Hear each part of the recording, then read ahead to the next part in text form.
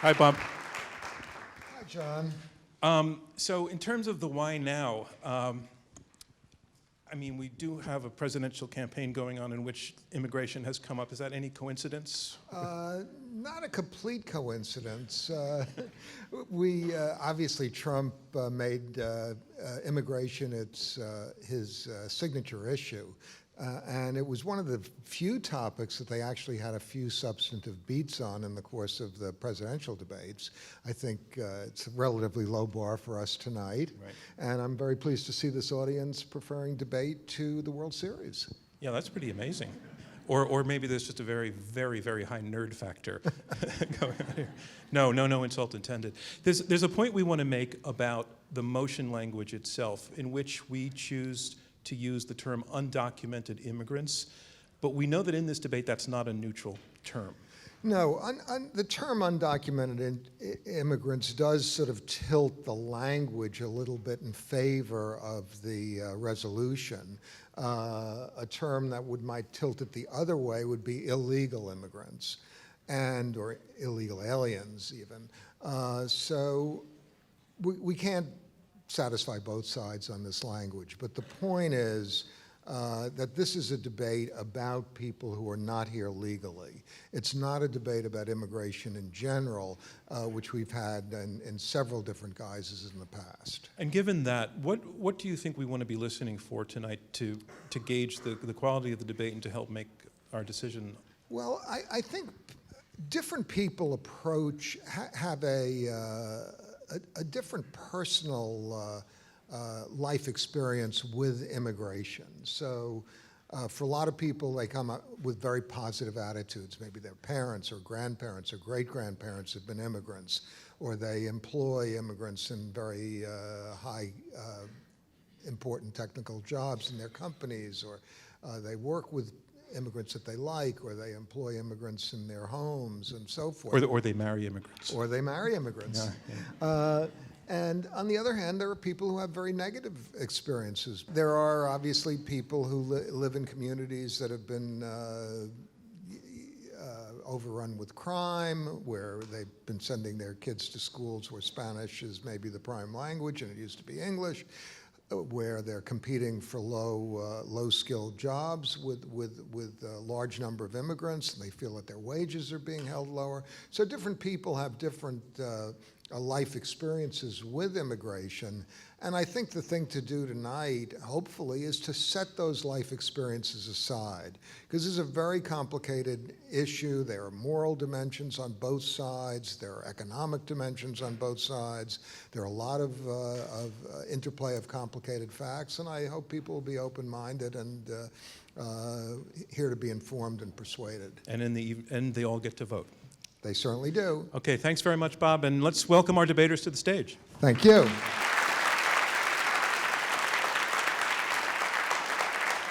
In 2016, one of the candidates for president hit a nerve when he said, "I'm going to build a wall."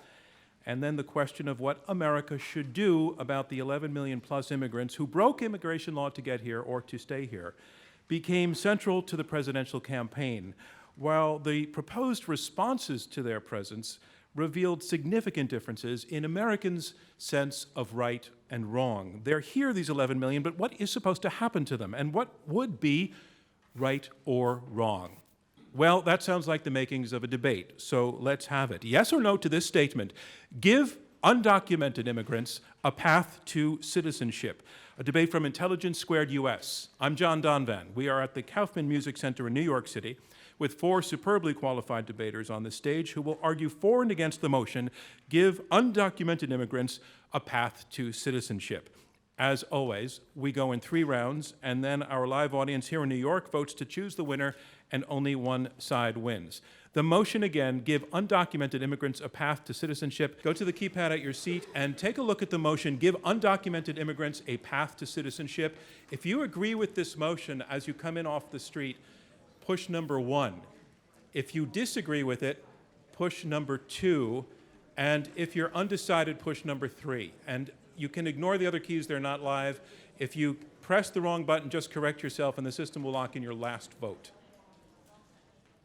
Our motion is give undocumented immigrants a path to citizenship. Let's meet the team arguing to get you to vote yes on this motion. Please, I'm going to say hi to Marielena HINCAPIE. Hi.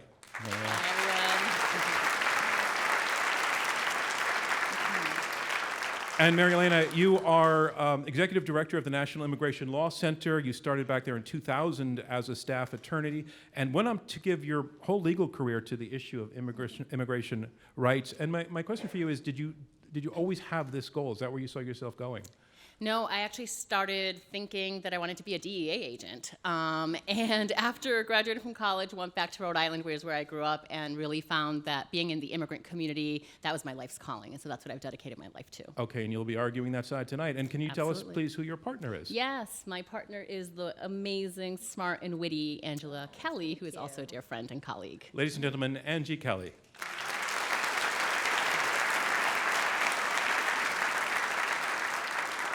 Angie, I've been invited to call you Angie. That's Please call okay. me Angie. Okay, Angie. So Otherwise, I'd be scared.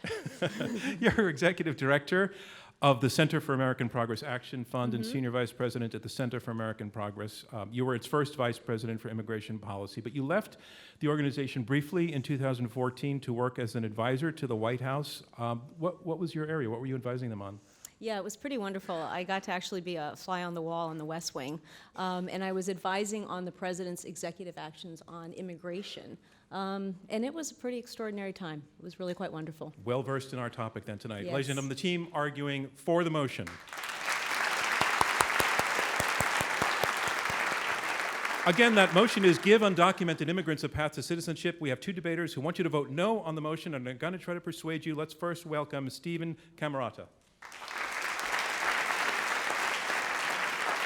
Hi, Steve. Hi. So the nature of your work actually means, and you're at the Center for Immigration Studies, you're director of research there, a lot of data. You do a lot of data work using data from the Census Bureau. And a number of years ago, the Bureau actually called you in and asked you, commissioned you to examine the quality of their data on immigration. So what sort of grade did you give them?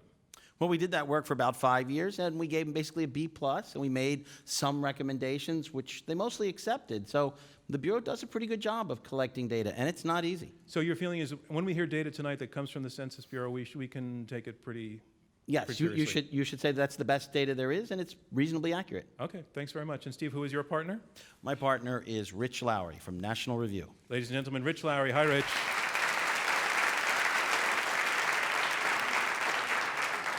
So, as just pointed out, you are the editor of the National Review. You were handpicked 20 years ago, nearly 20 years ago, by William F. Buckley Jr. to lead the magazine.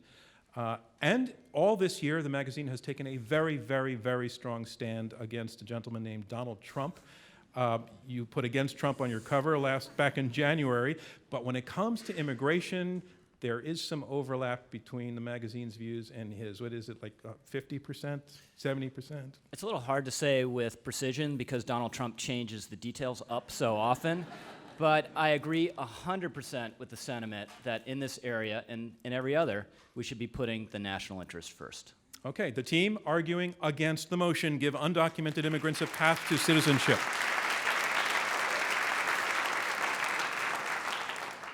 We move now on to round one. Round one are opening statements by each debater in turn. We will hear from all four of them. The motion again, give undocumented immigrants a path to citizenship. And here to try to persuade you to vote yes on the motion, Angela KELLEY. She is Senior Vice President at the Center for American Progress and Executive Director of the Center for American Progress Action Fund.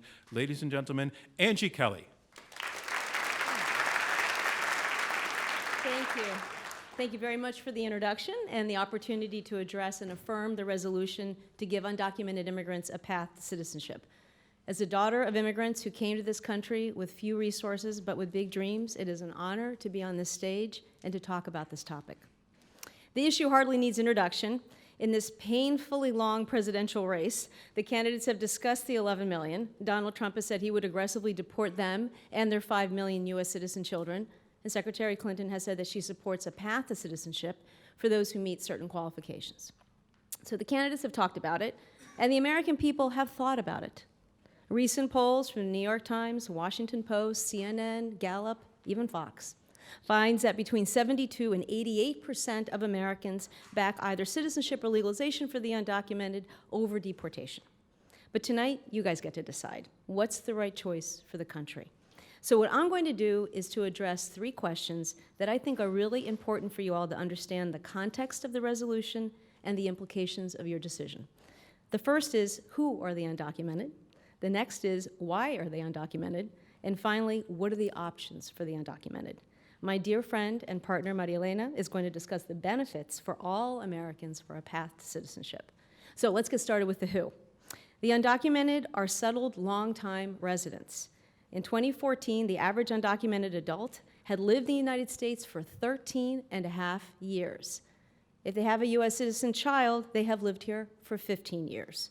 So these aren't accidental tourists. They're not folks who decide to spend an extra day at Disney. They are home. And so when people say, send them home, they're missing the point. This is their home. They're settled, and like many of us, they live in families. Nearly 3/4 have children, and 2/3 have a spouse or a sibling here in the U.S. Undocumented immigrants overwhelmingly live in a family, but they don't live with just each other. They live in mixed status families. So it's really common to have an undocumented father, a green card holder mom, a teenage son who's undocumented but qualified for a temporary deferral from deportation, and a U.S. citizen child. About 17 million of us live in families that are like that.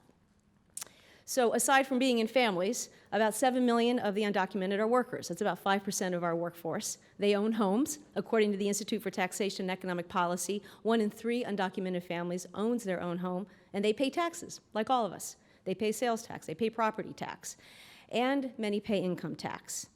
In fact, estimates are that local and state governments net about $11.6 billion a year from undocumented workers.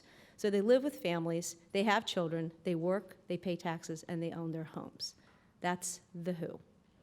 The question that I get the most often, though, in talking about the undocumented is why? Why are they just not getting in line and getting their green card? I have one relative who insists that there is a window at the post office, that if they just went there, that they could get a green card. And I have to have Thanksgiving with this person soon, and I just can't convince her that there is no line, right? Everybody's got someone like that at the Thanksgiving table. Love them.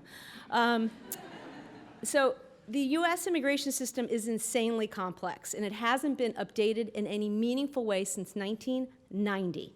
So to understand how out of sync the system is, you just need to remember one number, and that's 5,000, because that's how many visas there are for workers, like the person who drove me to the airport this morning, or the person who's going to clean up after us after we all leave. So there's 5,000 legal channels, and that's it, for people who work in our hotels, in our restaurants, for the people who took care of my daughters when they were young, for the people who take care of my grandmother today. So while we might not be able to agree on what the number is, we can surely agree that our modern economy can't possibly be satisfied by laws that haven't been amended for 25 years. Okay, beyond there not being legal channels for workers, there's other obstacles. There's other limitations that are especially difficult for families. The visa backlogs stretch for years, and I mean years. So we are now issuing visas to the adult unmarried sons and daughters of U.S. citizens from Mexico who filed for their visa in 1995. That's how long people are having to wait.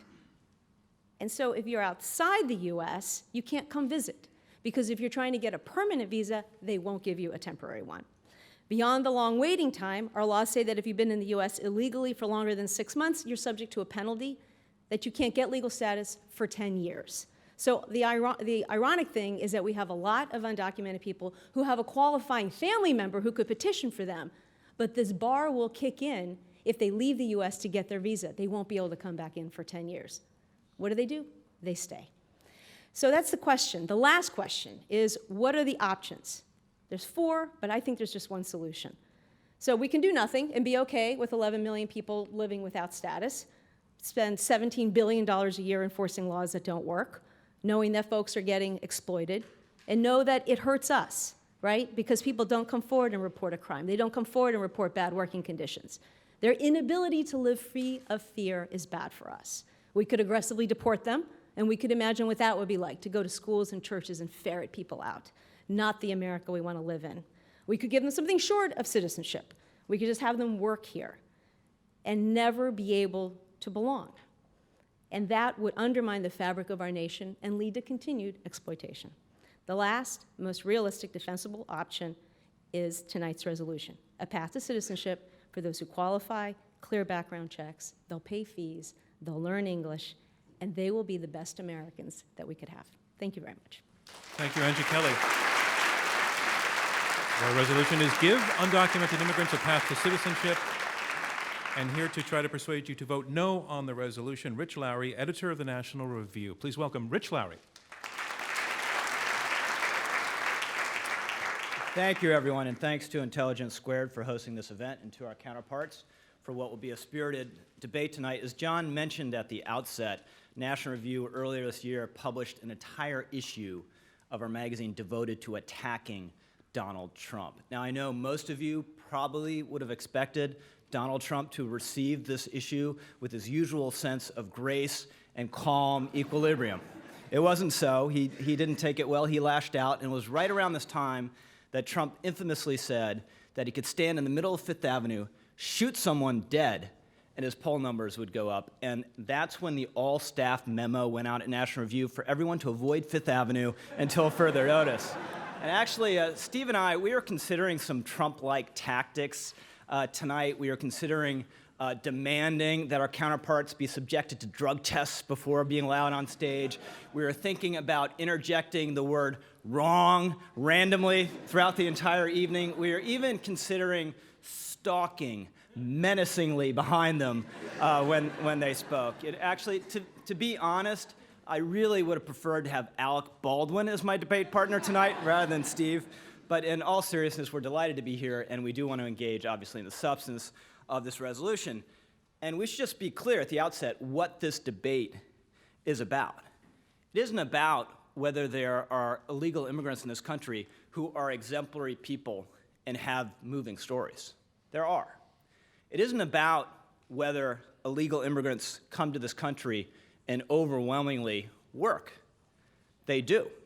It isn't about whether we should give an amnesty or legalization to so-called dreamers who came here or were brought here illegally at a very young age. It isn't even about whether we should have a blanket amnesty or legalization for every illegal immigrant in the country, no matter what. No.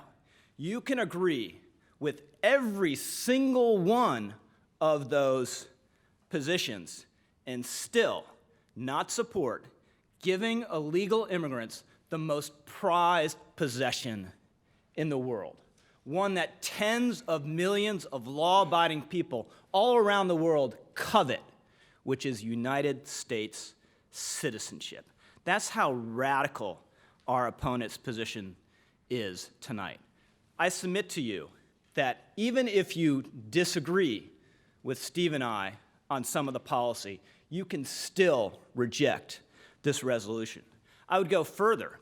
I would say even if you think Steve and I are heartless bastards, or, to coin a phrase, bad hombres, you can still reject this resolution. It is our position that we should oppose all radicalism on this issue. We should reject the radicalism of Donald Trump, who has absurdly talked of mass deportation, and we should reject this resolution, which is manifestly unfair to all the people who, like suckers, play by the rules of our immigration system.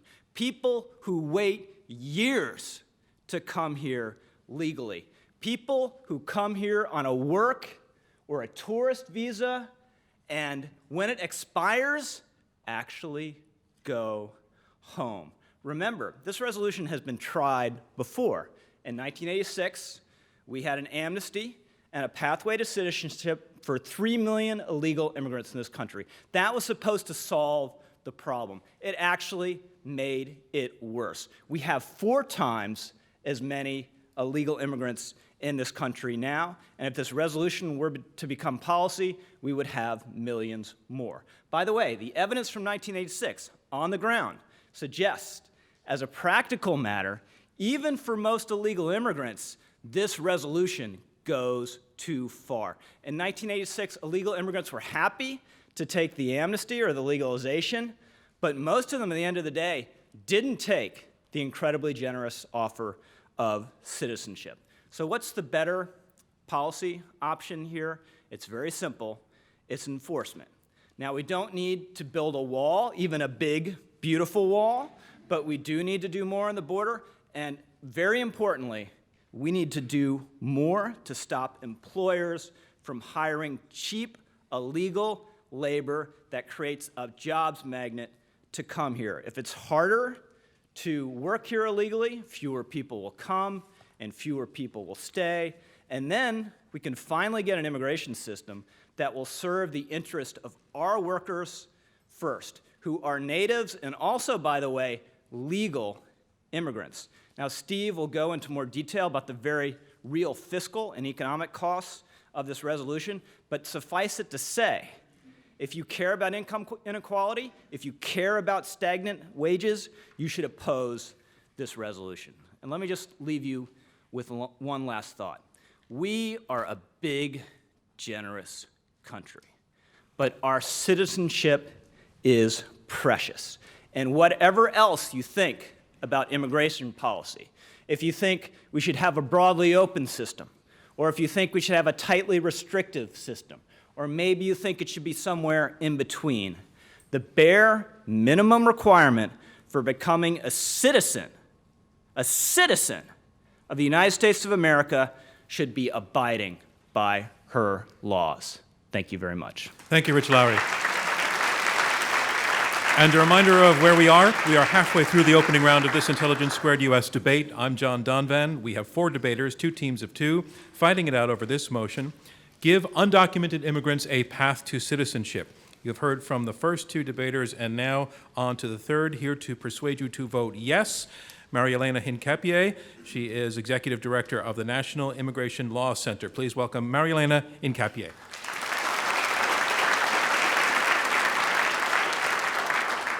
Thank you, John. Good evening, and thank you for the opportunity to argue for this motion tonight. I'm an immigrant from Colombia, a proud naturalized U.S. citizen, and I'll be voting on November 8th. I firmly believe in the promise of America, a promise which my parents, Arturo and Teresa, believed in. They were textile workers. They had a 2nd and 5th grade education. They made the courageous and selfless decision to come to the United States. Why? For a better economic future for their children, just like millions of immigrants before and after them have done, including many of you who are listening and watching tonight. We're asking you to vote for this motion to give undocumented immigrants a path to citizenship for 3 reasons. 1, we are a nation of laws. 2, we benefit economically. And 3, it's good for our society. First, as a lawyer, I know that we are a nation of laws, but I also know that not all laws are created equal. We at the National Immigration Law Center work very closely with policymakers to draft and defend good laws. But we also sue over unjust laws, like Arizona's infamous racial profiling anti-immigrant law, SB 1070. The rule of law is important because it provides predictability, consistency, and, when applied well, not discrimination. Unfortunately, our immigration law is none of that. Our immigration laws are dysfunctional and out of date. We elect Congress to represent our best interests, to solve the nation's most pressing issues, and to update those laws when it's necessary. Immigration is so important that it spans political walls. Most Americans agree with Angie and me that the status quo on immigration is unacceptable and that a path to citizenship is the way to go. But Congress has failed to act in the last 25 years. Instead, we have a system which U.S. citizen children go to school not knowing whether they're going to see their mother or father at the end of the night. You have folks who, as Angie described, have lived here for decades, but they still don't know whether they're days, months, or years away from being deported. You even have people in Louisiana who can't marry the person they love simply because they lack the documents to do so. How many times have you heard people like our opponents say that undocumented immigrants, quote unquote, broke the law and therefore they should not be rewarded? Not only is this false, but it overlooks our own role and complicity in creating this dysfunctional system. Here's the thing. We've been sending confusing and hypocritical messages for the last quarter century. We hang a keep out sign on our border while our economy sends help wanted messages. Similarly, our federal government says it's unlawful for you to work here without authorization. But if you're working and you're earning wages, you must pay taxes. Undocumented workers can't get a social security number, but the federal government gives them a tax ID number to pay their federal taxes, which benefits all of us. This is dysfunctional. What we need instead is predictability, consistency, and laws that can be applied in a non-discriminatory fashion. Congress must create a clear roadmap that shows restaurant workers, nurses, entrepreneurs, and all the citizens in waiting how to get into a line for citizenship, as well as to create a line for others. The second reason to vote for the motion is that the economic benefits are clear. The roadmap we create should focus on the contributions that people who are here are already making to our communities, economy, and society. At a practical level, it's good for our bottom line. Recent studies show that when young immigrants who have been able to get work authorization and temporary protection from deportation, like Martín Batalla Vidal, who is here tonight, we all benefit from that. They're able to more fully participate in society. They're able to buy big-ticket items like cars and homes. All of that helps our state coffers. People like Martín have been able to lift up their families, communities, and society as well. According to a recent study, to a recent survey, their wages have increased by 42%, and many of them are also investing in themselves by pursuing their educational dreams. The Congressional Budget Office in 2013 predicted that immigration reform would increase the GDP by 3.3% in 10 years. The greatest cost, perhaps, is that of unrealized potential. I'm talking about people like Chris Mercado, who is here tonight as well. He's an entrepreneur who dreams of using his technological expertise to address society's problems. Chris is a New Yorker. He's lived in Queens in the same house since he was age 6 when he arrived from the Philippines. He is an aspiring citizen and represents American innovation, yet there's no way, no line to get in, no paper to fill out for him to become a citizen of this country. Finally, creating a path to citizenship is good for our society. It's in line with our American values of fairness, equality, and dignity. It recognizes the 11 million undocumented immigrants for who they really are, Americans at heart and citizens in waiting. Our opponents want you to think of undocumented immigrants as outsiders, as others. You heard from Rich. They see citizenship as a prized possession. I would argue that such a viewpoint has led us down dangerous and exclusionary paths before. Our country has had plenty of experience excluding entire segments of our population.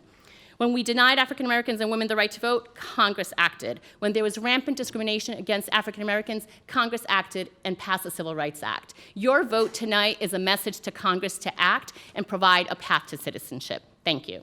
Thank you, Marielena HINCAPIE. And the motion again, give undocumented immigrants a path to citizenship. And here to make his statement against the motion, Stephen CAMAROTA. He is Director of Research at the Center for Immigration Studies. Here is Stephen CAMAROTA.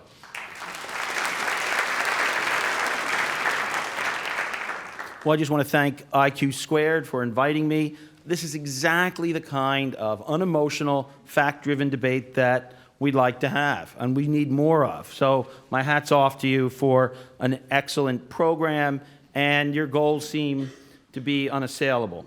Let's start with some facts about the illegal immigrant population. Rich talked a lot about general principles, rule of law. It repeats the mistakes of the past. I'm going to give you a little bit more information to help you think about this question. One of the most important facts we know about illegal immigrants is that on average they have about a 10th grade education. There are some less educated immigrants than that, illegal immigrants, and some are more, but on average that's what it is. The overwhelming majority have only a high school education or they didn't graduate high school. Actually, we think a majority didn't graduate high school in their home countries before they came. This tells us a lot. It tells us what their likely income is going to be in the modern American economy. It tells us, equally important, which Americans are going to be competing with illegal immigrants for jobs. Now, we think there are about 7-8 million illegal immigrants currently holding jobs in the United States, and the good news is the vast majority of Americans don't compete with them for jobs. They're at the very bottom of the labor market on average, given their skills. But the problem is that it's the poorest Americans who do compete with them for jobs. Americans who getting out of prison, Americans with a disability, Americans who themselves didn't graduate high school. And that also includes a lot of less educated legal immigrants. My opponents tonight identify strongly with illegal immigrants, and I understand that, and I think that's some to their credit. But we also have to keep in mind the Americans, even if they're not well represented in this room, the roughly 13 million who don't have a high school education, who research shows compete directly with illegal immigrants. If we let every illegal immigrant stay, the job competition stays. Now, you might say, well, they might not undercut the native-born anymore, but the bottom line is you still fundamentally increase the supply of labor precisely among the most vulnerable part of the labor market. Just to give you one statistic, of high school dropouts in the United States who are of working age, only 42% have a job right now. It's a historic low. Their real wages have declined. We don't have a shortage of people without a high school education, and they have done extremely poorly. Let me talk very briefly about the impact on taxpayers. Again, what we know is people who don't have a lot of education don't make a lot of money. They use a lot in services, including illegal immigrants. The National Academies of Science just released a study indicating that even if you project out 75 years, people who come to America with a high school degree or less are an enormous fiscal drain, on average about $150,000 during their lifetime. And an amnesty, a legalization, or citizenship will make immigrants eligible, illegal immigrants, for even more programs, likely increasing that. Legalization doesn't change the underlying demographics about educational attainment and the modern American economy. The total cost of letting all illegal immigrants stay and giving them citizenship is likely to be about $1 trillion to taxpayers. Now, it's true, illegal immigration does make the economy bigger. More people is a bigger economy. But there's no evidence it makes the native-born richer. What it mainly does, it benefits the illegal immigrants themselves, if all of them get to stay, and it tends to come at the expense of taxpayers and the poorest and most vulnerable American workers at the bottom end of the labor market. Now let me talk about something very briefly, and this is important. There's no administrative capacity to even process 10 million applications. Our immigration service just gave out citizenship to 900 criminal aliens. They were all due to be deported. But the system is so screwed up, the bureaucracy is so overwhelmed, they all got citizenship instead. When we had our last amnesty in '86, between 1/3 and 1/4 of the people who got it then did so fraudulently. Now, in the real world, any legislation that passes will be a massive undertaking, a huge giveaway to special interest. In 2013, the legislation that would have amnestied the illegal immigrants was longer than the New Testament, and it was filled with all kinds of special interest perks and giveaways. It was so complicated, no one read it. Everybody admitted they hadn't read it, and that's exactly what we're debating here. If we were to move to give citizenship to illegal immigrants, not only can't we process all those applications, but it would be the kind of legislation that we pass so often in Washington, where I live, one that no one reads and few people understand. Now, what's the alternative here? Well, the alternative is to start with something sensible, not rewarding everyone who broke the law. The alternative is to actually begin by enforcing the law. We're not doing that right now. Do you know that we have over 900,000 people in the United States who've actually been ordered deported by an immigration court, but we never followed up? So they're all still here, basically. That's our immigration system. You know how many employers? There are about 100,000 employers that hire illegal immigrants. Do you know how many got arrested in 2015? Maybe 50. That's our enforcement regime. So I'm proposing we actually try something we haven't tried before, which is enforcing the law. We control the border, we go after the employers who hire the illegal immigrants, we get the cooperation of local law enforcement. If even some illegal immigrants go home, it's good for American workers, it's good for taxpayers, it restores the rule of law. And it avoids this kind of radical idea that we should be handing out citizenship. And we don't need some big piece of legislation. Just enforcing current law would go a long way to moving the ball forward. Thank you. Thank you, Steve Camarota. And that concludes round one of this Intelligence Squared U.S. debate, where our motion is give undocumented immigrants a path to citizenship. Now we move on to round two, and in round two, the debaters address one another directly, and they also take questions from me and from you in our live audience here in New York. The team arguing for the motion that wants you to vote yes, Angie KELLEY and MARIELENA HINCAPIE, have said that they have portrayed undocumented immigrants as citizens in waiting, Americans at heart, that this is their home, that they are contributors, they pay taxes, they want to be Americans, but the process makes it nearly impossible. There are long waits to become citizens, that they talk about a system that is needed. The system that would be needed would be one that would be predictable and consistent, and they say that Congress needs to pass laws to show these people how to get in line and to show them where the line is. Like their opponents, they think that the current system is not functioning very well, but for different reason. And their opponents, Rich Lowry and Steve Camarota, they portray citizenship as the most prized possession in the world, and they say that it is manifestly unfair to give it to people who have not played by the rules and waited in line like many have already. They argue that enforcement of the current laws is the solution, that to the degree that the system is not working, it's because the rules that are in place are not being enforced. They also say that to try to offer a path to citizenship to 11 million immigrants now would cost a fortune, and that those who would pay the highest price would be the most vulnerable among native-born Americans, the poorest and the least educated, because they would be competing for jobs. I want to go to the team that's arguing for you to vote yes, and bring to you your opponent's argument that it's just basically unfair to those who play by the rules already to let others kind of skip to the head of the line. And it's a coherent, cogent, quite clear argument, and I would like to know, I'll start with you, Angie KELLEY. What's your response to that direct argument, that it's just not fair? Yeah, no, it's not fair to lots of folks because the laws haven't been updated, as I've said, for 25 years. And we have a lot of people in this country illegally who are living with someone who has a green card or is a U.S. citizen. They have a qualifying family member. But as I try to describe, maybe not too clearly, what happens is that because they've been here without status, we punish them. There's a penalty, there's a bar, 10 years without status. So let's say I have a green card and I marry Steve because he's so super handsome. Steve, we're madly in love, right? You've been living here illegally, but I have a green card, so I could apply for him. Right? Now, it's a 2-year wait, but let's say that's okay. Now, he has to leave the U.S. to get the green card at the embassy in La Paz, Bolivia, because he's actually Bolivian, he doesn't look it. And when he tries to do that, they say, no, sorry, you were here illegally. 10-year bar, Steve, you're not coming back to Washington to live with your beautiful wife, Angie. That's the problem, right? So it's not so clean. Right? It's not as if we've got all the undocumented people living in one apartment building just being undocumented and breaking the law. It's because we have a broken system. All right, let me take it back to Rich Lowry, who made the point originally. And so your opponent is saying that the situation is more complicated than your position allows for. Well, first of all, let me say Steve is a very lucky man. Thank you.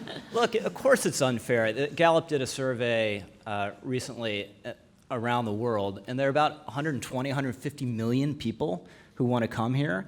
And our opponent's position is, yeah, you get not only just to stay, but to become a citizen if you jump the border or if you overstay your visa. Now, in particular instances, there may be complications, there may be sympathetic cases, but to have that general rule as a matter of category, you're going to make it possible for all these people to be citizens is manifestly unfair. We've all known people who've grappled with the immigration system, which is a nightmare, but most of the people we know do everything they can to stay within the rules. And the idea that illegal immigrants are Americans at heart, I think is a little hard to take. They're workers at heart. They come here to earn more money than they can at home, and they oftentimes send a lot of it at home. But in 1986, they were given the opportunity, you can be a citizen. What mattered more to them?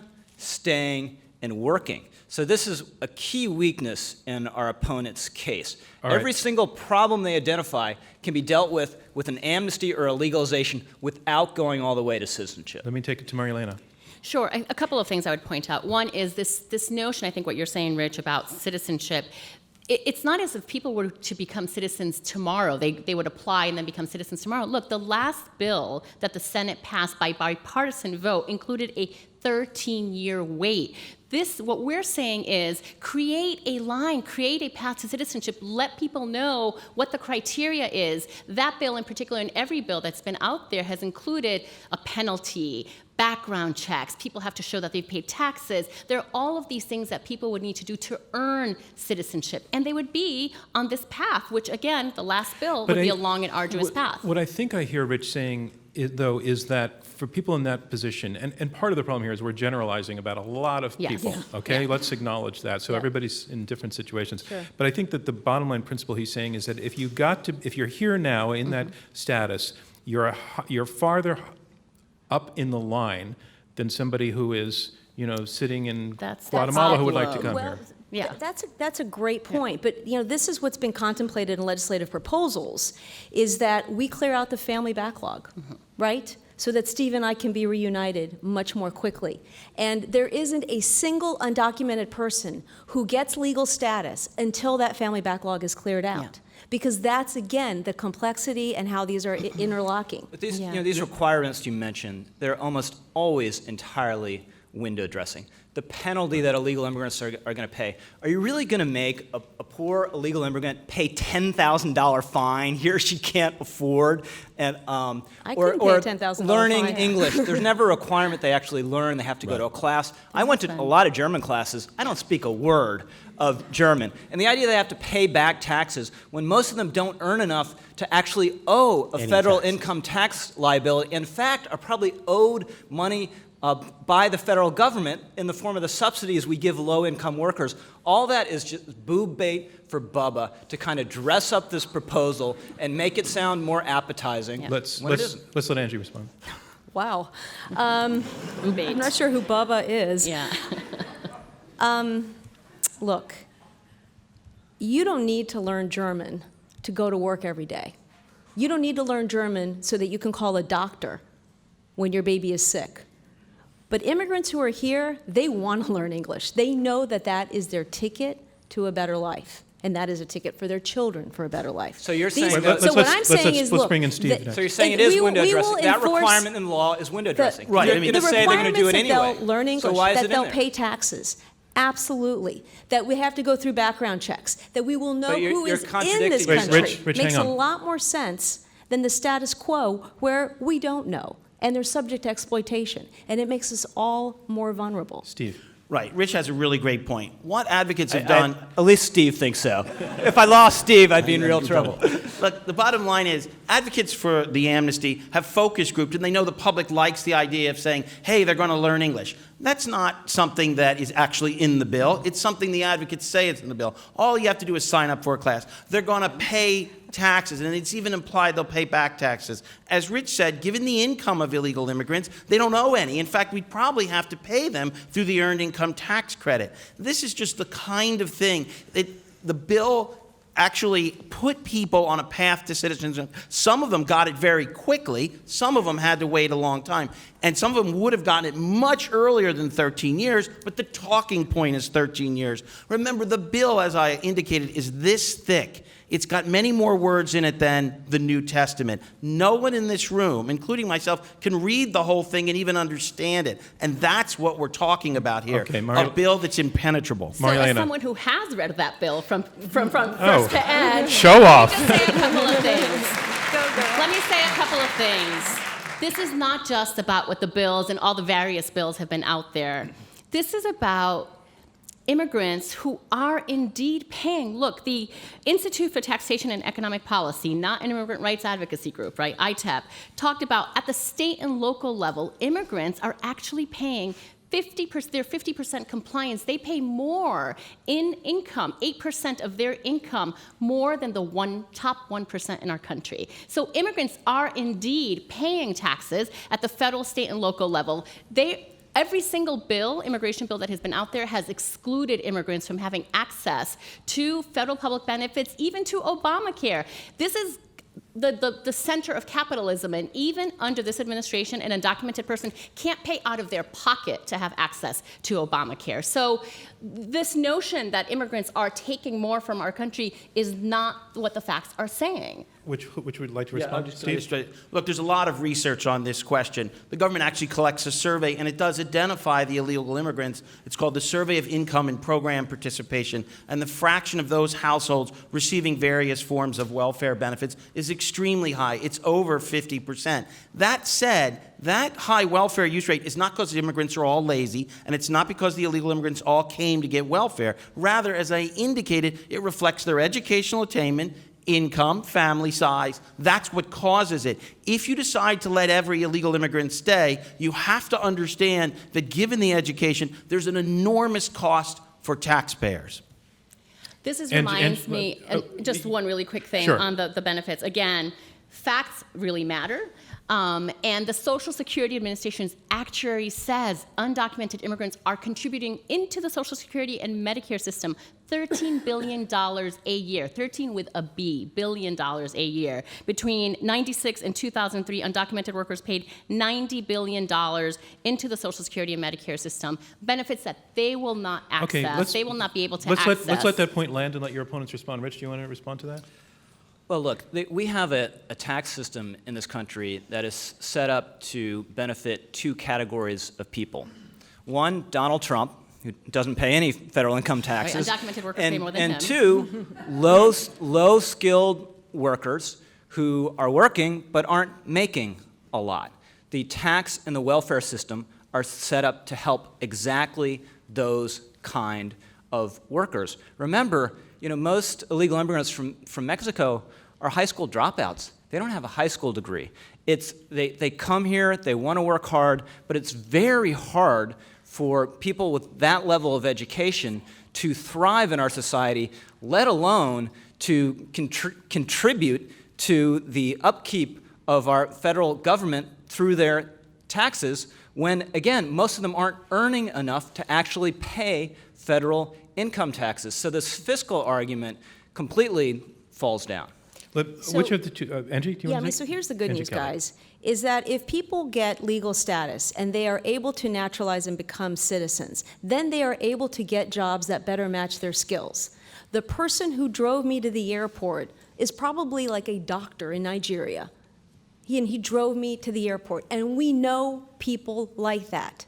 So you will have a better complementary, where workers will actually be doing the jobs that they are trained for if they are able to Okay. get But citizenship. That's a very tightly This is focused the point. problem. I'd now- like to hear your response Really to quickly, that. even Yeah. if I accept that argument, that's no reason to give that person citizenship. And that's, again, the weakness of your case is you're not actually defending the resolution. You come up for reasons for legalization. You're not telling us why citizenship is imperative or good for the country. Well, go Okay, ahead so and let's take talk it. about what the alternatives are, right? So what There's would you one do? person Shoot, out there shoot. who really... Yeah. I got Steve and that guy. So what are the alternatives, right? Do we round them up and deport them all? You said you didn't want to do that, right? Do you like the status quo? Do you think that makes sense? Steve seems to be really upset about it because of the impact that you claim it's having. Do we give them less than citizenship and have them be in a second-class status? What we know about that is that people actually earn less. It's not good for you to be in a second-class status where you're at the mercy of your employer. That's not a good thing either. So just tell me, guys, what is the answer? What are you going to do? And we have a dark history in our country of having people in second-class status. Stephen? Look, we tried this before. The reason that an amnesty and legalizing everyone and giving them citizenship doesn't work is we know it doesn't work. We did it in '86. We gave almost 3 million people citizenship, and we ended up with 12 million or 10 million illegal immigrants now. The solution here is to begin not with something radical like citizenship for everybody who broke the law. The solution is to actually enforce the law. That's what we need.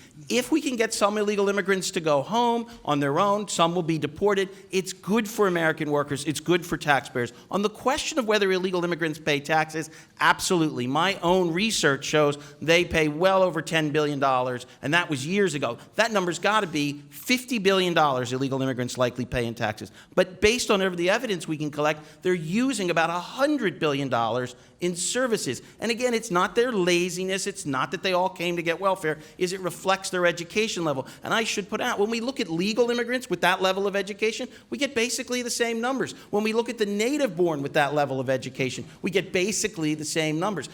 Legalization doesn't solve the problem for taxpayers. Okay. We know that for And sure. let me just let take- the let- record show, no, when I asked Sorry. why we needed citizenship, she asked, oh, are you going to deport everyone?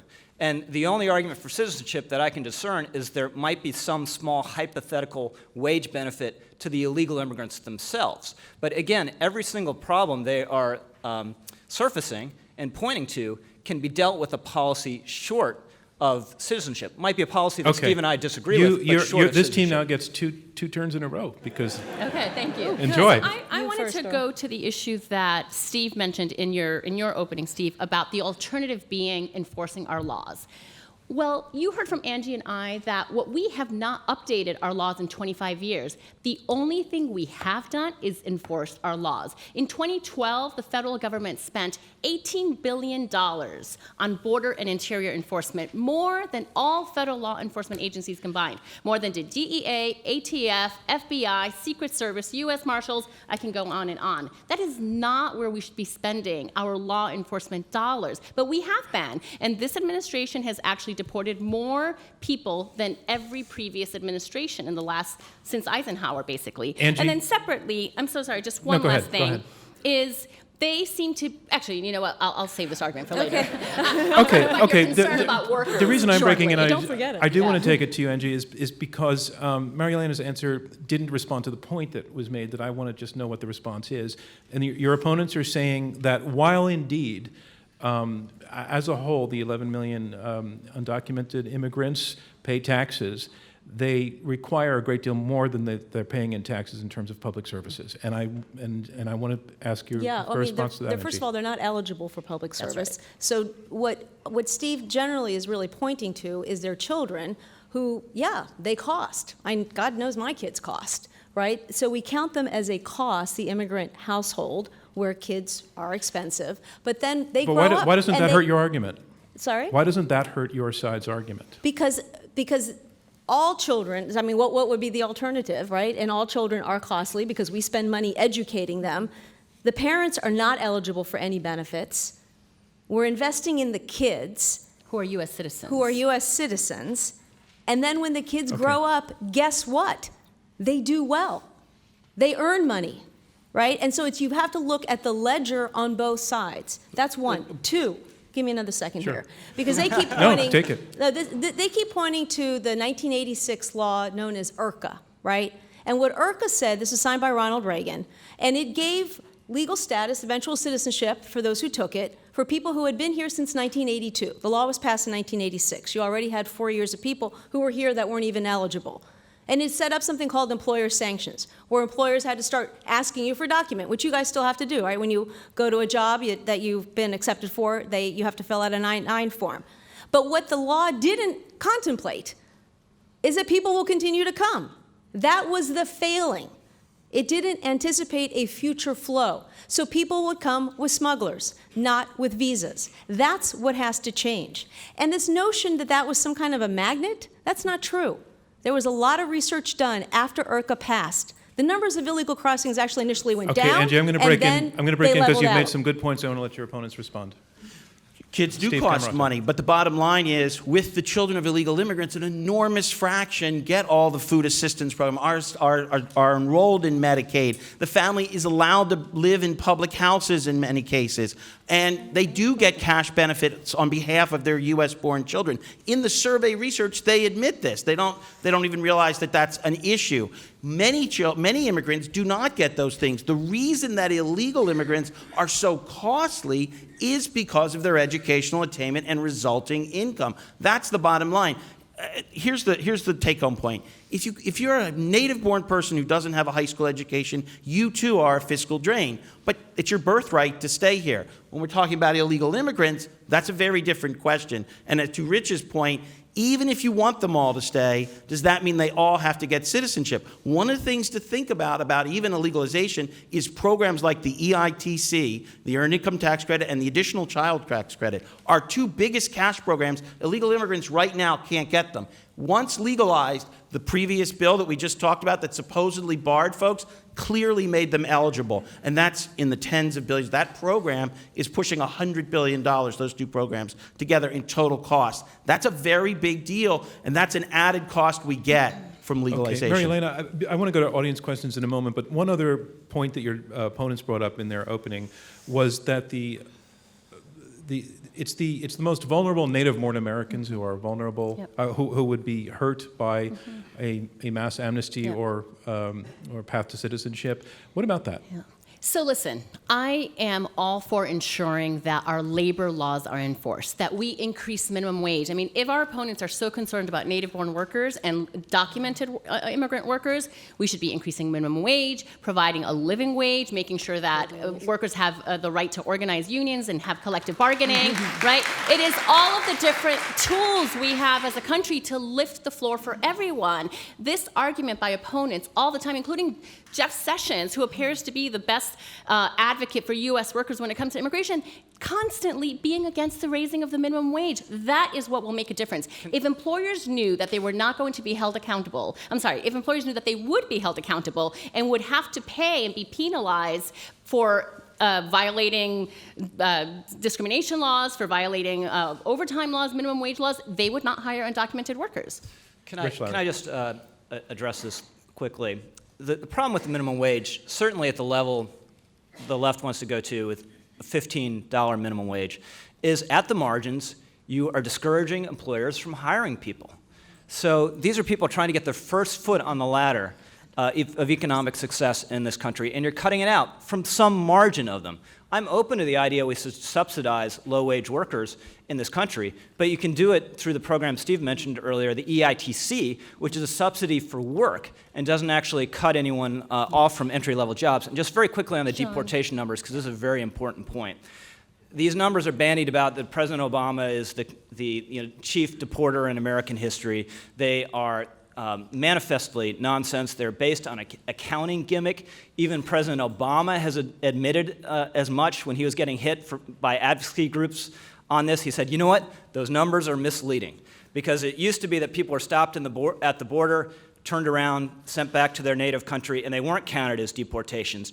All of a sudden, the Obama administration started counting them as deportations, and interior enforcement has been gutted in this country. The former head of the ICE is on the record saying once you get inside the country, you have very little to fear from deportation. Let Marielena respond. Can you do it briefly so that we can get to questions? Two things Sure. on the minimum wage. In California, we have increased the minimum wage. And guess what? Farm workers, guess who's applying for farm worker jobs now in California? U.S. workers, because it now pays a living wage, and farm workers have access to overtime. So that's one piece. Second, on enforcement, let's forget about the statistics for a minute, but there's a reason why in the immigrant community, families have been separated. Children have been put into foster care because there has indeed been an increase in interior enforcement. That is the reality on the ground. That is why the immigrant rights community has gone against President Obama and has called him deporter-in-chief. It is the reality on the ground. It is happening. It has devastated entire communities. Interior deportations have been declining pretty much every year. Every year, the Obama administration. Look, there's a reason why you said don't pay attention to the statistics on this one, because you aside can the actually look it up. numbers. You can actually look this one up. This year, the Casey numbers have Stengel said, decreased, but great the New York numbers Mets have in manager. fact increased because of the appropriations that Congress has provided. Okay, I'm going to go to audience questions. I just want to mention that on our app, you can listen to our debate on the minimum wage,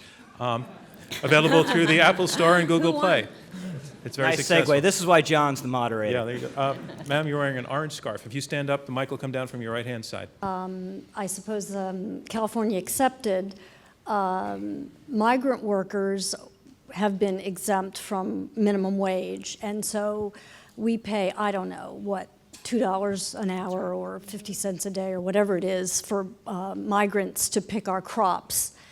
And if we don't have illegal immigrants who hold these jobs, who is going to provide us with food that we're growing? Thank you. Very well phrased question, and let's take it to the side that's arguing yes on the motion. I think the reality is Marielena. undocumented workers, probably without a path to citizenship, will continue to pick our crops, and that is the status quo that many of our opponents want. Look, a lot of it, at the core of the status quo, is corporate greed. Employers who want to keep earning a profit off of paying substandard and poverty wages. I And entirely agree with estimates that. in that I entirely agree with that sentiment. industry are that, look, the vast majority of people who are picking our crops are undocumented, right? And when they pass these very restrictive state laws in Georgia and Alabama, oh my God, who's going to pick the Vidalia onions? What about the peaches? And they waited for U.S. workers to show up, and guess what? They didn't. So we need to get real here. We benefit, guys. We benefit for what we spend in the grocery store every single day. And so it's a question of, like, I don't know, it gets down to the morality of it, John. It's sounding like what are we going to do? It's sounding like your opponents are agreeing Let with Steve you on disagree first, and then I'll agree. this. All right. Okay. Oh, No, a that's split. what's- No. Let me say this. About 5%, maybe 4% of all illegal immigrants work in agriculture. When you think of illegal immigrants, the one group you should never think of, and this is from the Pew Hispanic Center, but I agree with them, is farm workers. It's a trivial fraction. 30 years ago, it was a fascinating question. But the vast majority of illegal immigrants compete with natives for service jobs, construction jobs, things like that, in light manufacturing and so forth. We know, we have a pretty good idea what the labor costs are. So I would like to see wages rise a lot for agricultural workers. It's hard work. I did some of it as a kid when I was young. I think it'd be great. We know that when you buy fresh fruit and produce, only about 6% of the cost actually goes to the person who picked it. So if we did let wages rise and reduced immigration and encourage more illegal immigrants to go home, and wages doubled in that sector, and all of that was passed on to you, the most increase you could have was about 6%. And that would be a good deal. Now, obviously, we'd probably see a lot of mechanization. We'd move away from head lettuce, which is mostly done by hand, to bag lettuce, which is now mostly done by machine. But I think if you want agricultural workers to make a decent wage, you can't tolerate constantly adding more workers. Rich? You want those workers to be scarce. Did that cover it for you? Clearly, Steve is the leafy green expert on our side of this question. I was just going to say, this is exactly the right point. Employers love illegal labor because they can pay them less. Yep. And the idea the American economy would grind to a halt if we had less illegal immigrants is completely false. Almost every single occupational category you can come up with is dominated by natives. And if you can't find someone to cut your grass or to drive your cab or whatever it is, you know what you can actually do? Now, this is a radical concept. Hold on to your seats. You can pay your workers That's right. more. That's On right. that we agree. Yep. You agree? Yeah. Okay. So one area that we agree, we think the solution is different, though. Right down the front here. The mic's coming down the aisle for you. Hi, my name is Nasib, and I'm a recent immigrant from Syria, a legal one. My question is for the side No arguing. one was going to ask. It's, I'm just saying. My question is for the side arguing for the motion. Let's say if there were an amnesty next year, what happens in 2015 when there's 30 million undocumented immigrants? Do we also give them citizenship? Say it again. Let's say if there's an amnesty next year, what do we do in 2050 if we have more illegal immigrants, if we have 30 million illegal immigrants? That's a great question. And this is where the interconnectedness of this issue is really important to understand. What we need to do is to update our legal immigration system. We want people to come with visas, not with smugglers. Remember the 5,000 number. We need to create wide enough channels so that people come here legally for jobs that we need them to do. We need a dynamic system that isn't just a fixed number that's picked literally out of the air 25 years ago about how many visas we're going to have in different employment categories. And we do need to make it so that employers pay a price if they hire someone that's without authorization.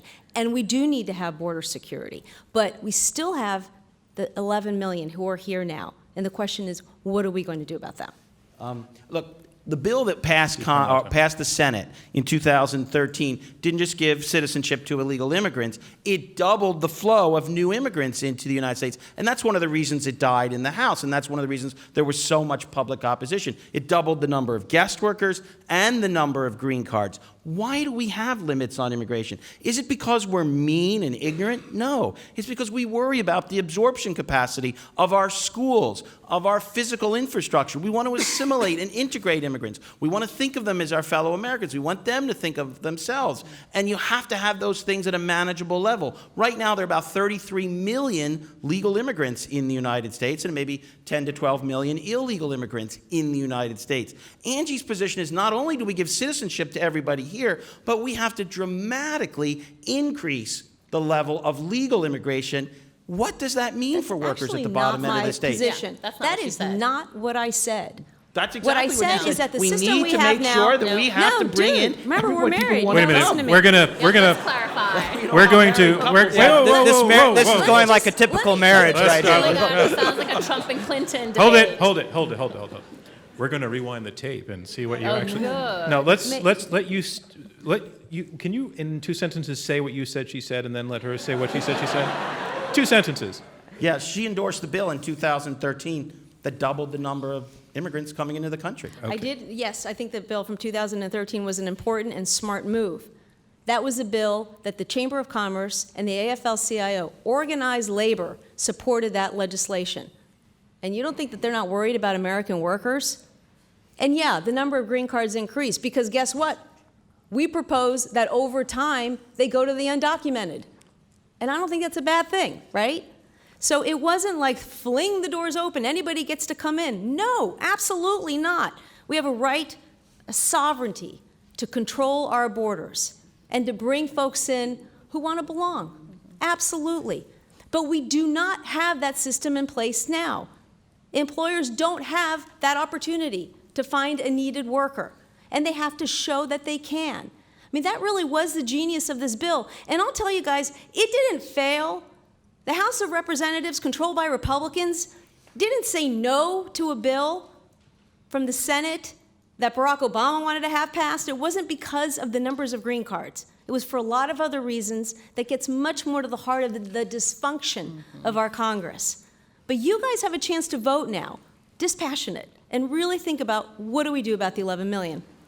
Rich. So, first of all, I have to dissent with my colleague in how he handled this exchange. Clearly, the right answer in this circumstance is always, honey, you're right. There you go. But look, this was a very acute question because you're never going to have enough visas to satisfy everyone who wants to come here. Again, that Gallup survey, 120, 150 million people around the world want to come here. And the U.S. job market, no matter what, is always going to be more alluring than the job market in Mexico or Guatemala or Honduras. And there'll always be employers. And by the way, the Chamber of Commerce does not care that much about American workers. I'm shocked I have to tell you that. No, but But the there will always be does. employers who want to go the cheaper, more exploitative route. So there will always be illegal immigrants. And what we know from experience, a functional answer to this question, which you didn't really answer, is that when more illegal immigrants will come here, you'll say they're Americans at heart, they've been here for a month, they've been here for 3 months, they've been for a year, they must stay, they must get amnesty, and they must get citizenship. That's why this cycle never ends, it's wrong, and this resolution should fail. That's super good. Yeah. So the reason the cycle never ends is because we have not updated our laws in 25 years. Our laws haven't kept up with the global reality of which we're in.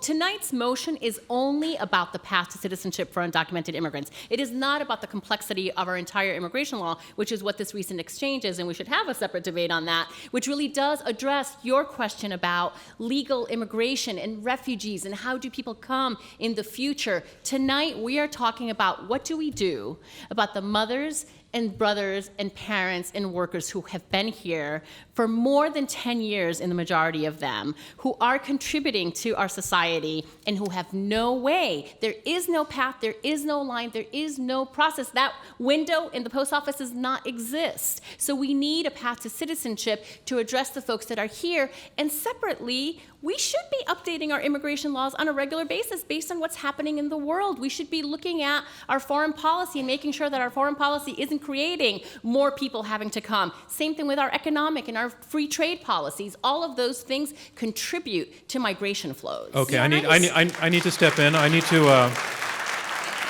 I need to do a little bit of business. I want to remind you that we are in the question and answer section of this Intelligence Squared U.S. debate. I'm John DONVAN, your moderator. We have 4 debaters, 2 teams of 2, arguing it out over this motion: give undocumented immigrants a path to citizenship. And I also want to draw attention to our earlier debate on 2 debates we've done on immigration policy that are available also through our app at any time. Let's see, sir, in the red necktie and blue shirt. Thanks. Hi there. I am a child of immigrants. My father came in 1968, more than 25 years ago, and applied for a visa, got a visa, worked nights, went to school during the day, sent me to college, sent me to law school, after which I worked in the US DOJ Executive Office of Immigration Review, helping on asylum cases. My dad did it the right way, and the question I have is about fairness. Shouldn't we reward that path to citizenship? Isn't that the right way that we should be rewarding? Absolutely. Yes, And my absolutely. parents actually followed a very similar path. Same here. I completely agree with you, Let's see what the other which side is says. why every proposal. Well, that- let me, now that we got I'm a sorry, good, clean I thought it was agreement. directed at me. Oh. No. Look, Oh. the question, it's a great I'll come back to question. you. The Okay, fairness no problem. question is absolutely spot on. And consider this: once you've amnestied 10 million people, maybe 12 million, assuming we don't have the kind of fraud we had before, then it could be many more. How do you then enforce the law after that? Doesn't it make it seem arbitrary? It seems like you're just picking on people, because the last time you had 10 million illegal immigrants, you let them all stay and gave them citizenship. How can you make the case for enforcing the law once you've done this? And I Okay. think that's a key question. It Angie? seems very hard. Angie, I cut you off, so you move forward. Yeah, it's okay. Gotten used to it here. So at the risk of repeating myself, in contemplating this very, very basic issue of fairness, there has not been an immigration bill that has been written in the last many years that I've been a part of that doesn't first address the backlog, that doesn't first reunite family members first. And not a single undocumented person gets a green card or gets on that path to citizenship until that backlog is cleared out. And I just want to go to another point, though, because What? Wait, I feel a little bit, may I just say something? No, wait, no. no. There's something that's not making your sense to me in your answer, and I may just not be getting it. Okay. He's not asking a question about whether it's fair for family members who are waiting to be reunited with their families. He's talking about, I'm assuming, somebody who's starting cold in another country, doesn't have a family member. That person, your Yes. father, you're saying, had to come second under the system, under the No. solution you're talking about, would have to come second to a family reunification Reunification, happening here. Yeah, So that's no, what I'm not getting your answer as an answer to the question. Exactly. Okay, so when you look at the proposals to revamp our immigration laws, there is a recognition that there are people who are waiting outside the United States for their visa to come due. I told you that, folks from Mexico who have an adult child that they've applied for, 1995 is when they applied for that visa. And they have been waiting, absolutely. So what the proposals do is they say, we're going to increase these green cards for people who've already qualified, right? They have a family member here, and we'll bring them in first. And then over time, that 8, 10, 12-year line that Marielena described, the people who are undocumented can then get their green cards. So they do have to wait in line behind the folks that are part of the backlog. Let me just get back to a point, though, because I think that it's very inaccurate and frankly unfair, the characterization that we think that anyone who comes after 1 month or 3 months, you get amnesty. That's not true. I'm not sitting That here was a little defend- glib. Did you mean that Yeah, literally? Look, if everyone who comes here is currently is an illegal immigrant, is an American at heart, there's a limitless number of Americans at heart living abroad who will come here again. And No. your solution has to be deportation, but in your terms, or letting them all stay or become citizens. So which is it? They should get on a path to citizenship. So But you're here's- making my point. Every new No. person No, here- who comes, every new illegal immigrant that comes is American at heart, will get a job, will get embedded very quickly in a community, and can stay No, I'm sorry. and become I'm sorry. a citizen. I misunderstood. I am not saying that everybody who comes to this country without status, illegally, is going to be able to get on a path to citizenship. What we've described are people who have been here for many years, people who are committed to this country. They'll show a work history, they'll show that they've been paying taxes, they'll show that they're learning English. Just because, what do you do? Wait, Rich, let her finish. Let me finish. Take 15 more Just because seconds, a person says, yeah, I'd like to go to the US one day, that doesn't mean that they're gonna pick up and move, right? I'd love to go to Paris, but I'm not gonna like pick up and move there. I don't wanna live with the French people. Hope nobody in the audience is French. Okay, Rich Lowry. But really quickly, It's an exaggeration. It's to make people. Got it. So please, this gentleman asked the question: new illegal immigrants are going to come unless we establish some utopian system that will never exist, where no one violates the law and comes here illegally. What are you going to do with those people? People who want to come to this country, who have a qualifying family member, people who want to come to this country who have an employer who can show that they have an opening for that person that they're qualified for, then absolutely, those people should come to the country. But a rigid the question's system. not been answered, John. I agree. You haven't answered the question. He's talking about, and that's not because I'm on anybody's side. I'm just on the side of questions being answered. And to I me, feel a little bit like this is what Mitt Romney used to do in the debates. It's like, this is so unfair. The moderator, please.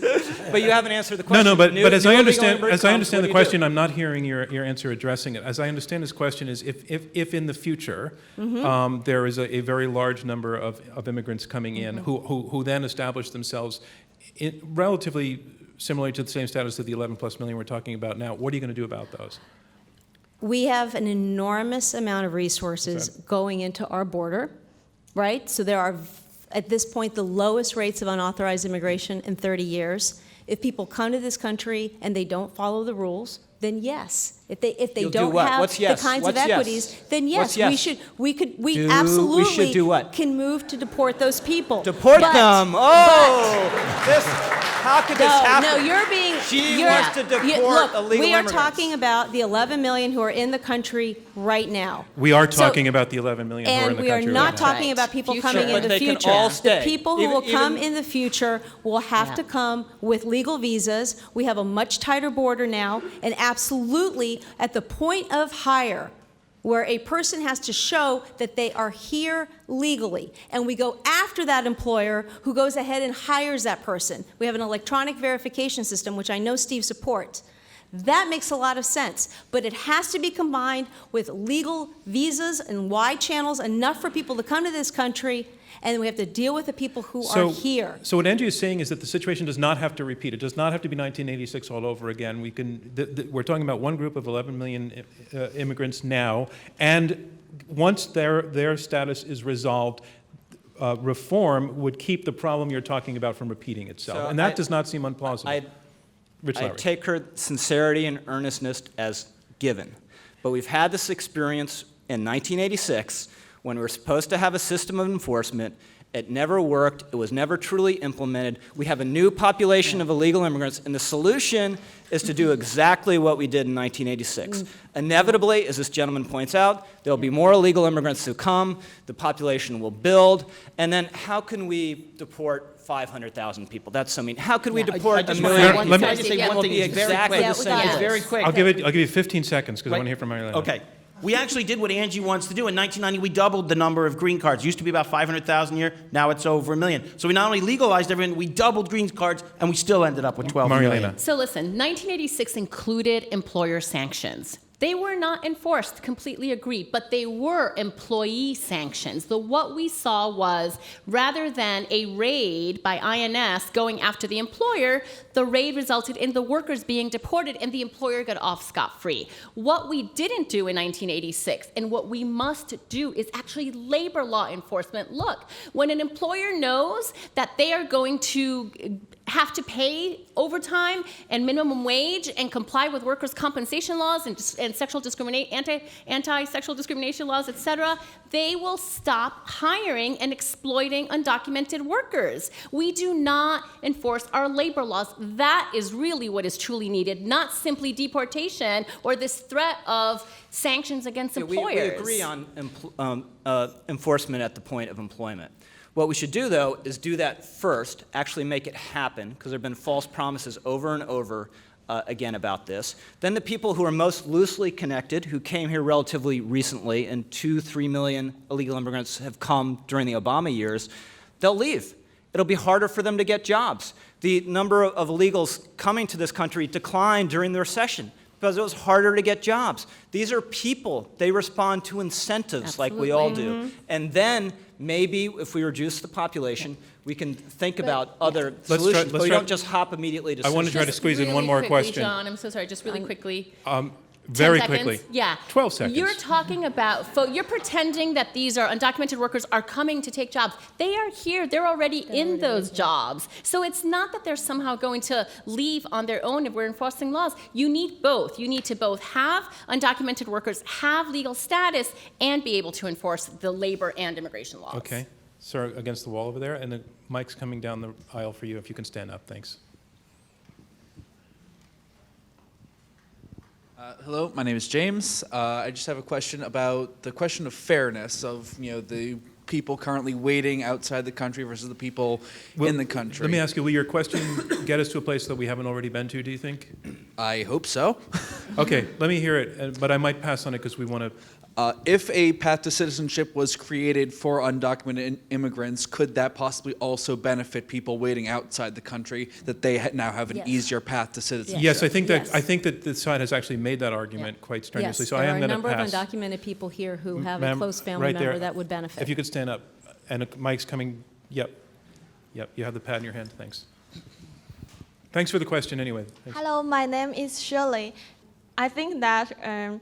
Do you think that more people get the citizenship can help to build a more reasonable immigration system, or just a few of them get the citizenship and the rest be sent home can help to build a more reasonable system? So if I see.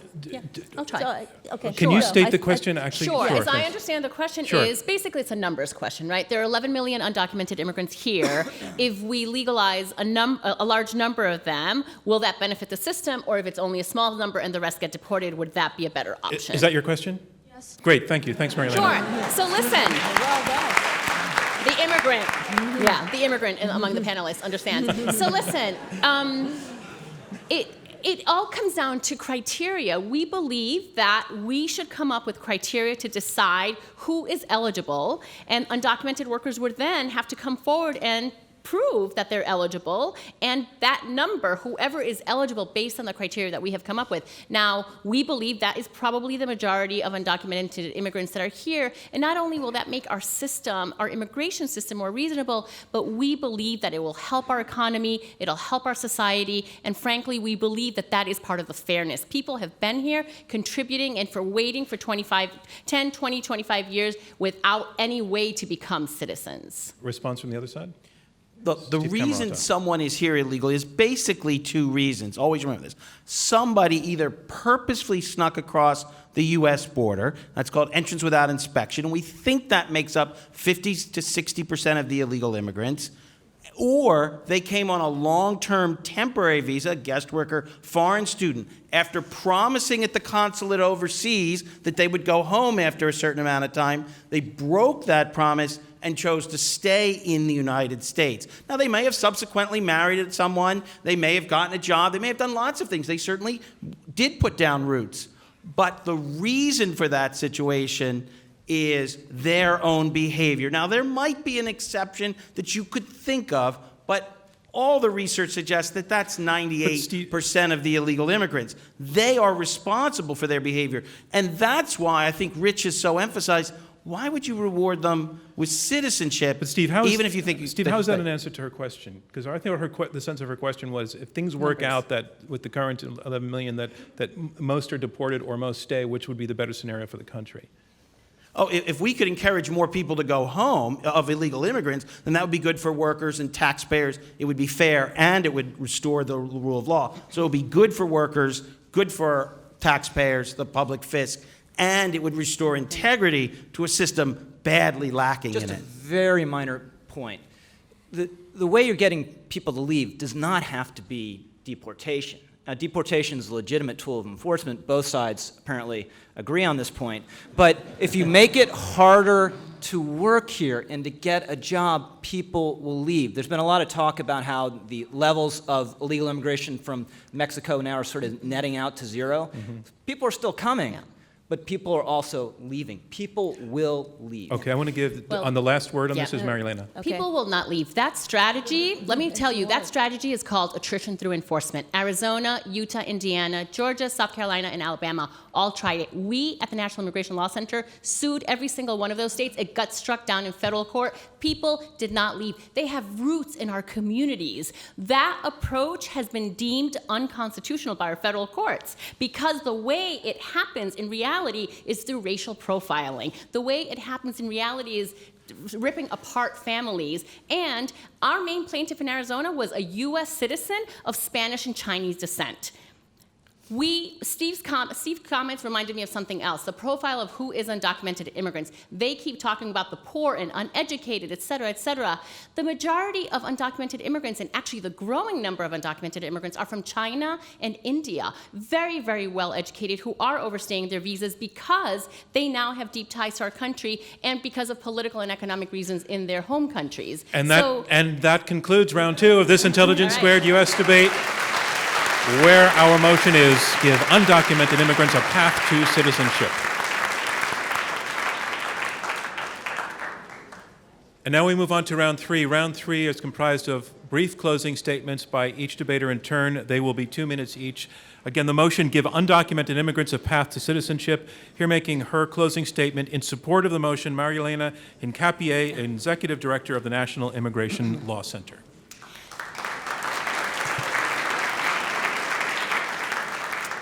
Thank you, John. And thanks to all of you for sitting so patiently through this debate and our arguments. While you wouldn't know it from listening to the anti-immigrant, anti-refugee, anti-Muslim rhetoric during this presidential debate, this is an issue that does not matter whether you are a Republican, a Democrat, or an independent.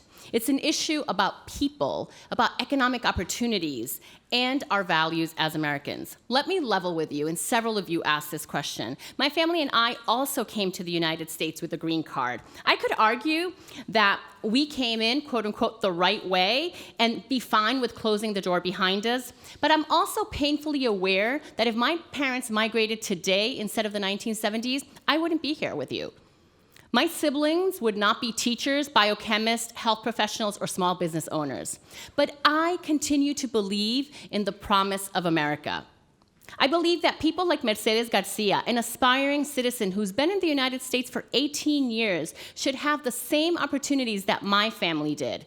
Mercedes is a single parent because her husband was deported 5 years ago, and she hasn't seen him since then. She's raising 3 American daughters. The oldest is 18 and will be voting in Colorado for the first time on November 8th. Mercedes is a registered nurse in Mexico and wants so much to contribute and give her skills to this country. When we've been on the right side of history, we've updated our laws to include people, not to exclude them. Tonight's debate boils down to this. The difference is Angie and I want Mercedes and her family to stay together. They want her citizen children to grow up without their parents or to also be deported.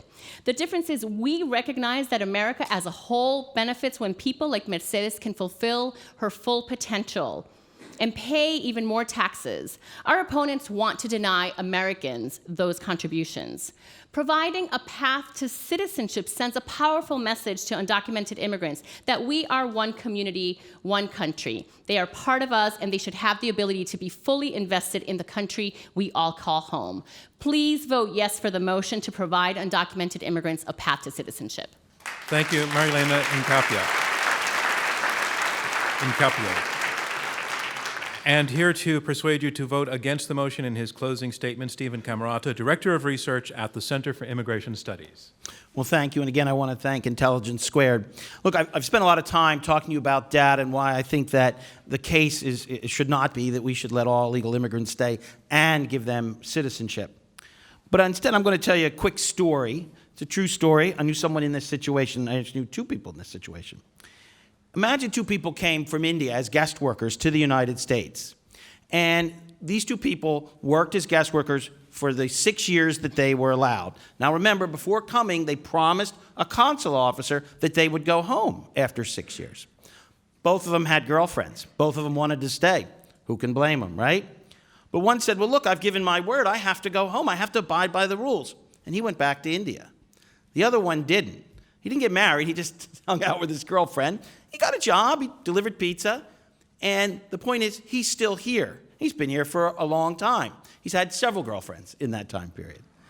Now, the thing about it is, if you buy the argument of our opponents, the right thing, the morally right thing to do is to allow the person who violated what he said he was going to do, the person who has consistently violated the law for about 8 years in this case, that person not only gets to stay, but he gets citizenship. And the poor slob who did what he promised, who obeyed the rules, is stuck back in India thinking, what, I'm a sucker. If I had only broken the law, if I had only broken my promise, if I had only violated the law, if our opponents are successful, I could have stayed too. And not just being allowed to stay as a guest worker, I get American citizenship at the end of this process. So when you think about people, think about those people, and think about that poor slob in India who did what he was supposed to do and now is so much worse off if our opponents did get their way. Thank you, Steve CAMAROTA. The motion, Give Undocumented Immigrants a Path to Citizenship, and here making her closing statement in support of the motion, Angie Kelley, Senior Vice President at the Center for American Progress. Thank you. So I want to give a brief summary, I think, of what policy we've been talking about, and then I also want to get a little bit personal. So the good news is that we can do this, right? We don't have to choose between having border security or having unlimited number of people coming to this country and a path to citizenship.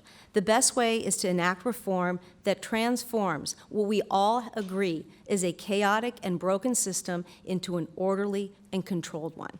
If we combine enforcement at the border and at the workplace with legalization and citizenship, then we can actually have a sensible system that works for our country. The 3 legs of legal immigration, dealing sensibly with the 11 million, and robust security at the border and at place of employment will actually solve the problem. And it is a question of fairness, absolutely. People who've been waiting in line, absolutely. We should, if they still qualify, have them come to the United States, have them reunite with a family member, have them contribute. But it's also a question of fairness of the people who have been in this country because they didn't want to be apart from their loved one, because they had to send their kid here because of the violence in their country. And so what are we going to do with those folks? That's the question you have to answer today. It's the 11 million. So my husband's an ESL teacher, and he has a lot of immigrant students who've come here from Central America. And about a year ago, his student who was a senior, Esteban, came into his classroom and started crying. And he said, I was sent to this country because I was being targeted for being in a gang. He wasn't in a gang, he was being targeted to join a gang. My father just got pulled out of our shop and was shot in the middle of the street. My father is murdered. So Esteban didn't know what to do except to keep on working and studying. And he did graduate, and he did go to college. And he did so because people surrounded him and said, this is someone that we want to invest in. So the question is, what are we going to do? Are we going to deport the Estebans, or are we going to invest in them and they'll contribute back? You can wrap it up It's just right a there. fundamental question of fairness all overall. Thank you, Angie Kelley.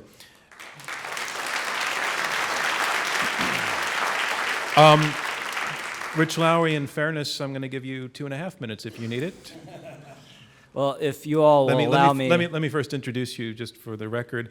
Here making his closing statement against the motion, give undocumented immigrants a path to citizenship. Here making his closing statement against the motion, here is Rich Lowry. Here making his closing... See, the clock gets off and I lose everything. No, it's okay. Here making his closing statement against the motion, Rich Lowry, editor of the National Review. So if you all allow me one last Donald Trump-esque point, I'm sure all the polls are going to show that Steve and I won this debate tonight. But let me just say how much I appreciated this exchange. You guys were awesome, and it was great being up here with you tonight. And we have a very diverse audience here tonight, all sorts of points of origin, all sorts of points of view. But I submit to you there's likely one respect in which this audience is pretty uniform. I imagine people here overwhelmingly have college degrees and are doing pretty well in life, or you wouldn't be in Manhattan in the first place. And I submit to you it can be difficult for people like us to realize how hard it can be for someone actually to get a low-skilled job in this country if he or she is down on her luck. I used to do some work with an outfit here in Manhattan, helping men who might have been temporarily homeless, might have had a drinking problem, might have had a problem with addiction, get back on their feet and get a job again. These guys were applying to be janitors. They would have been so grateful to go somewhere and sweep a floor and get paid something for it. And what we are doing, in effect, is importing a massive amount of foreign labor to compete with those guys. Why? Of all the people in the country, are we going to have an immigration system that makes it harder on them? We're not doing that to CEOs. We're not doing that to lawyers. We're not doing that to accountants. And there is no other country in the world that does it this way, that just willy-nilly lets people come and stay if they happen to get here. Canada, nice open Canada, what do? They actually emphasize skills. They have a system that emphasizes bringing the people they want to bring who can thrive in this country and not make it harder for the people further down the income scale. So I say, for that reason and all the others that we have adduced this evening, this resolution should, must, and has failed. Thank you, Rich Lowry. And that concludes round 3 of this Intelligence Squared U.S. debate, where the motion is, give undocumented immigrants a path to citizenship. Okay, we're going to have you go back to the voting now. Now, what I want to explain is the way that victory is determined in one of our debates is it's the difference between the first and the second votes. So we're looking to see how the votes have moved, how they have changed, and it's the team whose numbers change the most in percentage points who will be declared our winner. So take a look again at the screens. Push number 1 if you want to vote yes for the motion, push number 2 if you want to vote no, and push number 3 if you became or remain undecided.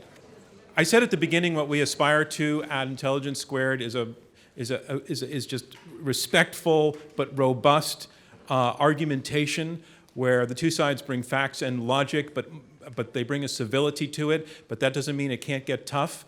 And in terms of what we aim for here, tonight may have been one of the best nights we've ever had. I want to congratulate all 4 of you for doing this. Really.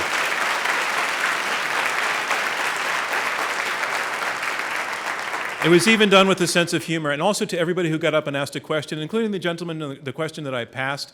There's no disrespect whatsoever in passing on a question. It takes a lot of guts to do that, and the questions were really served the conversation tonight. So thank you to everybody who got up and asked a question. I want to say this, this app I've been talking about and the fact that we've done more than 120 debates and we have many, many, many more to come. We're very proud of that record and of our library of debates already, and you really can see all of them on our website, and they really are going into schools now. But I want to say this, that we do all of this as a nonprofit organization. Intelligence Squared is a nonprofit organization, and we depend enormously on donations from members of the public. So. And we really mean it. I know it's a cliche. No donation is too small. Really, no donation is too small. So you can make a donation by going to our website, and it'll be obvious there where you can donate. And it would help. Our plans for the future are just to do more and more of these, and potentially more in a year. And we love having audiences like you connect with us this way. So check out also our website now has a way that you can log in and join the debate and actually get a score from us on your level of debate and civility, not just from us, but from your fellow participants. It's a website where we're trying to actually crystallize the idea of civil debate that everybody can take part in. That's all of you, so take a look at that. After the election, we're going to be going to Washington, D.C. for our second debate there this season in partnership with the National Constitution Center. And the issue we're going to be looking at is gerrymandering.